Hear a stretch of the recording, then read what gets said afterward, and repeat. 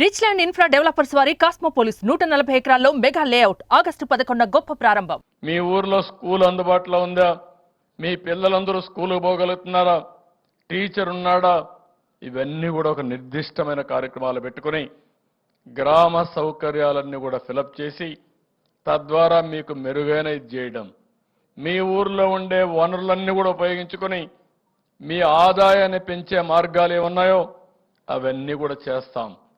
అదే సమయంలో మీ ఊరు నుంచి మీరు మండల కేంద్రానికి రావాలన్నా, హాస్పిటల్కి పోవాలన్నా, మార్కెటింగ్ వస్తువులు తీసుకుపోవాలన్నా ఎలాంటి ఇన్ఫ్రాస్ట్రక్చర్ క్రియేట్ చేయాలన్నా అవన్నీ చేస్తామని చెప్పి కూడా నేను మీకు తెలియజేస్తున్నా. ఇది కాకుండా గిరిజనుల కోసం, మీ పిల్లల ఉద్యోగాల కోసం మొన్నే మీరు చూస్తే మెగా డిఎస్సి అనౌన్స్ చేశాం. దీనికోసం విశాఖపట్నంలో గిరిజనులకు స్టడీ సర్కిల్ పెడతాం, మెగా డిఎస్సి కోచింగ్ సెంటర్ పెడతాం, విజయవాడ తిరుపతిలో కూడా పెడతాం. ఇంకొక పక్కన ట్రైకార్ ద్వారా మళ్ళా రుణాలు ఇప్పిస్తాం. గతంలో ఇచ్చినట్టే ఇన్నోవా కార్లు కూడా ఇప్పించి గిరిజనులకు జీవనోపాధి కల్పించే బాధ్యత తీసుకుంటాం. గతంలో 81 గిరిజన హాస్టల్ని రెసిడెన్షియల్ స్కూల్స్గా మార్చాం. ఇప్పుడు వీటికి కొత్త బిల్డింగులు కావాలి, అవి కూడా కట్టించే బాధ్యత ఈ ప్రభుత్వం తీసుకుంటాం. ఇది కాకుండా గిరిజన సమరయోధుల కోసం చింతపల్లి మండలం లంబసింగిలో తాజంగి గ్రామంలో ఏర్పాటు చేస్తున్న గిరిజన్ మ్యూజియం కూడా పూర్తి చేస్తాం.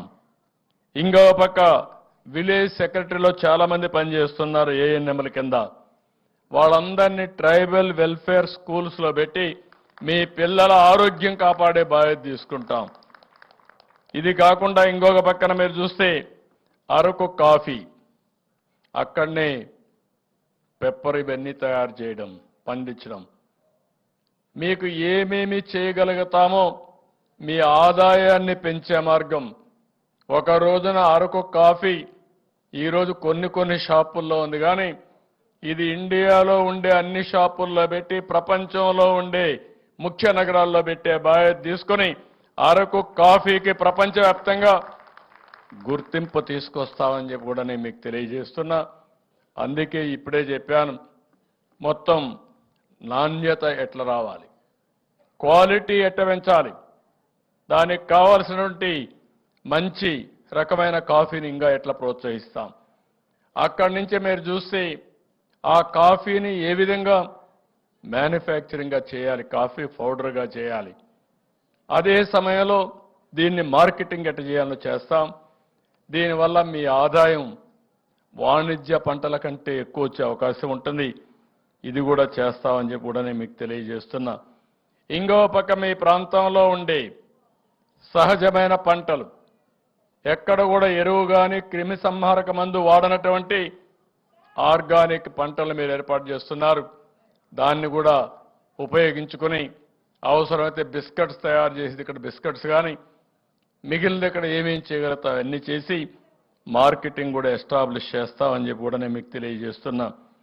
గిరిజన ప్రాంతాల్లో మీరు తయారు చేసే వస్తువుల్ని ఓఎన్డీసీ ప్లాట్ఫామ్ ద్వారా డైరెక్ట్గా వినియోగదారులకు మీరే అమ్మే ఏర్పాటు చేస్తాం. అంటే ఈరోజు మీ ఊర్లో ఉంటారు, ఈ ప్లాట్ఫామ్లో మీరుంటే ఎవరు హైదరాబాద్లో కావాలన్నా, బెంగళూరులో కావాలన్నా మీ ఊర్లో ఉత్పత్తి చేసినటువంటి ఒక తేనె నేరుగా వాళ్ళకి అమ్మే ఏర్పాటు వస్తుంది, ఆ షాప్కి అమ్మే ఏర్పాటు వస్తుంది. దానికి కూడా శ్రీకారం చుడతామని చెప్పి కూడా నేను మీకు తెలియజేస్తున్నా. 2191 ఎస్టీ గ్రామాలకు రోడ్డు సౌకర్యం లేదు. ఇవన్నీ కూడా రోడ్డు కనెక్టివిటీ ఇచ్చే బాధ్యత తీసుకుంటా. ప్రతి ఒక్క గిరిజన గ్రామానికి కనెక్టివిటీ ఇప్పిస్తాం. దగ్గర 16,816 గిరిజన నివాస ప్రాంతాలకి తాగునీళ్లు లేవు. 2,373 కోట్ల రూపాయలు ఖర్చు పెట్టి ప్రతి ఒక్క ఇంటికి కొళ్ళాయి ద్వారా నీళ్లు ఇప్పించే బాధ్యత తీసుకుంటాం. ఇది కాకుండా ఈరోజు జీవో నెంబర్ 3 ఉంది, ఎలక్షన్స్ కూడా ఉన్నాయి విశాఖపట్నంలో. నేను ఆ విషయం కానీ కొన్ని ఉద్యోగాల విషయాలు మాట్లాడలేకపోతున్నా. నాకు బాగా గుర్తుంది, నేనే తీసుకొచ్చిన జీవో అది. దాన్ని ఏ విధంగా మళ్ళా మీ పిల్లల కోసం ఏం చేయాలో అన్ని విధాలా చేస్తామని చెప్పి కూడా నేను మీ అందరికీ హామీ ఇస్తున్నా. ఇది కాకుండా ఇంకా చిన్న చిన్న సమస్యలు ఏవైతే ఉన్నాయో అవన్నీ కూడా అధ్యయనం చేస్తున్నా. సీతంపేట ఐటీడీఏలో 7 కోట్ల ఖర్చుతో సమగ్ర పసుపు ఉత్పత్తి. ఈరోజు మన దగ్గర ఉండే పసుపులో కర్కుమెన్ ఎక్కువ ఉంది. దీనివల్ల ఎక్కువ గిరాకీ ఉంటుంది. అలాంటి పసుపుని ఒక వాణిజ్య పంట కింద ఏ విధంగా దీన్ని వాల్యూ అడిషన్ చేయాలి, అవన్నీ చేసి మీ ఆదాయం పెంచుతామని చెప్పి కూడా నేను మీకు తెలియజేస్తున్నా.